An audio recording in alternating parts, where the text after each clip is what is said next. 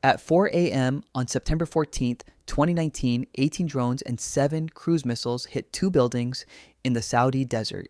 In 6 minutes, 5% of the world's oil supply disappeared. Economists expected chaos. Analysts predicted a global recession. Oil was supposed to spike past $100 and stay there. Instead, 17 days later, Saudi Arabia was pumping more oil than before the attack. A hit like that should have broken the country that took it. It should have broken the price you pay at the pump for months, so why didn't it? The facility that got hit is called Abqaiq. Most people have never heard of it, but Abqaiq processes more crude oil per day than any single facility on Earth. Over 7 million barrels, roughly 7% of everything the planet burns, all funneled through one industrial complex the size of a small city. When the drones hit, they didn't just damage buildings. They exposed something the world had never seen up close. The exact choke point where Saudi Arabia's entire oil economy and a chunk of the global economy funnels through a handful of vulnerable steel towers. Brent crude jumped nearly 20% in minutes, the biggest single-day spike since the Gulf War. And then, nothing. No prolonged shortage. No gas lines. Within days, Saudi Arabia was drawing from oil already sitting in storage tanks, rerouting from other fields, and restoring output almost as fast as it was destroyed. That recovery wasn't luck. It was architecture built on purpose over 70 years, specifically so no single event could ever hold the country's oil hostage. And it wasn't built by Saudi Arabia alone. There's a reason the world's most powerful military has spent decades guarding this exact patch of desert. And it's not the one you were taught in school. To understand how a kingdom in the desert quietly became the shock absorber for the entire global economy, you have to go 3 layers deep: the ground, the machine, and the room where the decisions get made. That third layer is where the guarding comes in. Start underground. In 1938, geologists working for an American oil consortium drilled into a rock formation near a Saudi village and hit something that shouldn't exist: a single, continuous reservoir over 100 miles long. They called it Ghawar. It is still, to this day, the largest onshore oil field ever discovered. Here's the part that matters for prices. Not just geology.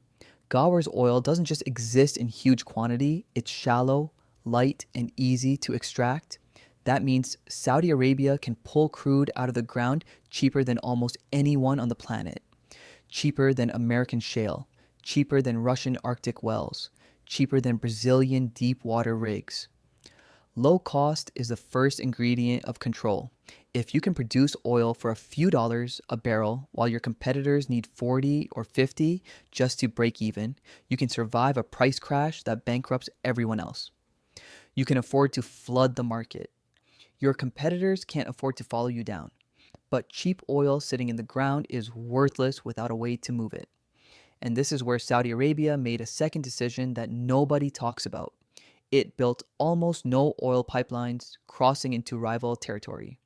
Nearly all of its exports move through its own ports on its own terms.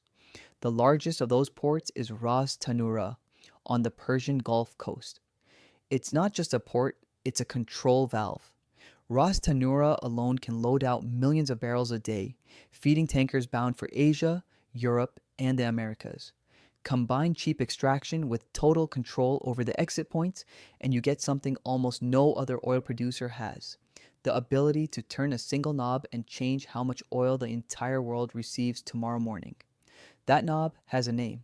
It's called spare capacity. It's the single most important number in global energy markets that almost nobody outside the industry has ever heard of. Here's the concept in plain terms. Spare capacity is oil a country could produce within 30 days and keep producing for 90, but chooses not to. It's not oil in the ground. It's not oil in a tanker. It's oil sitting one decision away from the market. Almost every producer on Earth pumps close to their physical maximum, all the time, because oil wells are expensive and idle capacity is money left on the table. Saudi Arabia is the one major exception. For decades, it has deliberately kept millions of barrels a day in reserve, fields maintained at full pressure, pipelines and export terminals with room to spare, ready to switch on with a phone call. Why would anyone leave money sitting idle? Because that idle capacity is leverage. It means Saudi Arabia, more than any army, more than any diplomat, has historically held the power to end an oil crisis or start one. You saw it after the Abqaiq attack. Even with over 5 million barrels of daily production knocked offline overnight, Saudi Arabia leaned on stockpiled oil sitting in storage tanks and pulled barrels from fields that weren't damaged, enough to keep every single customer supplied without missing a shipment. But spare capacity isn't just a defensive shock absorber, it can be turned into a weapon. In March 2020, as COVID-19 shut down the planet and oil demand collapsed, Saudi Arabia and Russia disagreed over how much to cut production. Instead of cutting, Saudi Arabia did the opposite. It opened the taps and announced it would pump more, slashing its prices to buyers almost overnight. The result was one of the strangest days in financial history. On April 20th, 2020, so much oil was sitting unsold with nowhere left to store it that traders holding contracts for delivery started paying other people to take the oil off their hands. For a few hours, the price of American crude oil went below zero. Let that sit for a second. Oil.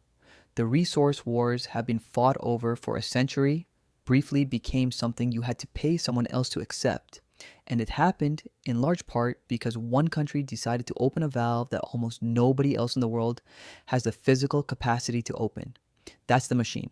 Cheap ground, controlled ports, and a reserve tank the size of a small nation's entire output. One that can flood the market to punish a rival or restrain it to prop up prices, almost at will. But a machine this powerful doesn't run itself. Someone has to decide when to turn the valve. And that decision doesn't happen in an oil field, it happens in a room. Somebody made the call to send that oil price negative. Not a market, not an accident. A decision made by a small group of people in a room most of the world will never see the inside of. Here's who's actually in it. Since 2016, Saudi Arabia hasn't been making these decisions completely alone. It coordinates with a coalition of oil-producing nations, including Russia, a group the industry calls OPEC+. Officially, they meet, discuss targets, and agree on how much oil each country should produce. Unofficially, Saudi Arabia carries the most weight in that room because it's the only member with enough spare capacity to actually make the group's decisions real. A country that agrees to cut production but has no spare oil to withhold isn't making a sacrifice. Saudi Arabia is the one member whose compliance the market actually believes. This is why when energy ministers speak, traders in New York and London move billions of dollars based on a single sentence from Riyadh. Not because of ideology, because Riyadh is the only voice in the room physically capable of backing up its words with barrels. And this leverage extends far beyond the oil market itself. For decades, Saudi Arabia has sold its oil almost exclusively in US dollars, a practice that helps cement the dollar as the currency the entire world uses to trade energy. In exchange, the relationship with Washington has included decades of security guarantees and military support. It's a trade that's easy to miss if you're only watching pump prices. Physical control over the world's most important commodity, exchange for guaranteed protection of the regime that controls it. The infrastructure isn't just economic. It's the foundation of a geopolitical bargain that has held, in one form or another, since the 1970s. Which brings us back to the drones. The 2019 attack wasn't just an attack on a company, it was a test of the entire system. Ground, machine, and room all at once.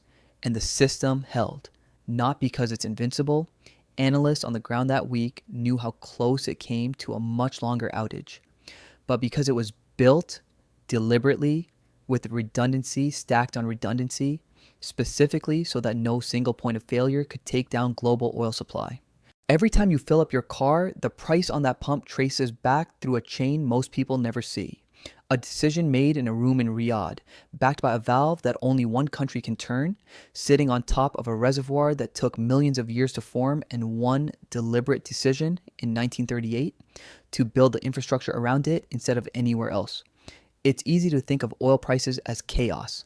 Headlines, wars, traders panicking on a screen, But underneath the noise, there's a machine, a very specific, very deliberate machine. And for the better part of a century, one country has controlled more of it than anyone else on Earth. The question worth asking isn't whether that changes, it's what happens to the rest of us when it finally does.